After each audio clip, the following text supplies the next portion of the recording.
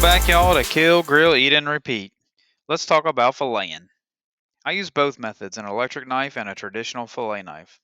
But the first pro tip is when you decide to kill a fish with a bloodline, make sure you cut the throat and bleed the fish in circulating water. You can do this in a bucket also. The next step is the same no matter what knife you use. Cut to the spine behind the gill plate, being careful not to cut through the spine. With the traditional knife, I run the tip of the blade all the way along the dorsal side of the fish to expose the meat. If you don't know what the dorsal side is, it's 2023 and it's time to start using Google. The next step is to carefully work your knife down the rib bones until you hit the belly. When you hit the belly, push the tip of your knife through towards the anus. And when you poke through, run the tip of the blade all the way to the tail, working along the spine. Now all we need to do is go around the remaining ribs and release the fillet.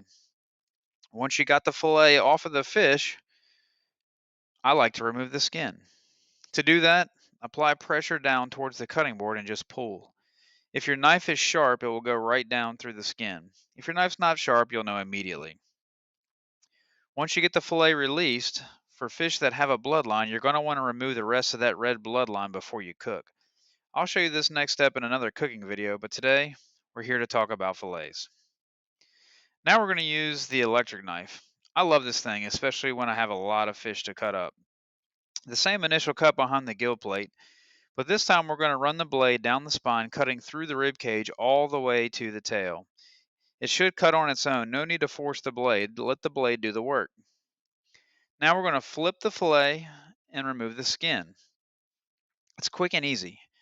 Once you got the fillet off, you just remove the rib cage and we're done. Both have pros and both have cons. We'll talk about that in future videos. But for today, I just wanted to show you two quick and easy ways to fillet a fish. Thanks for watching, guys. You got some fillets. Now it's time to get to cooking.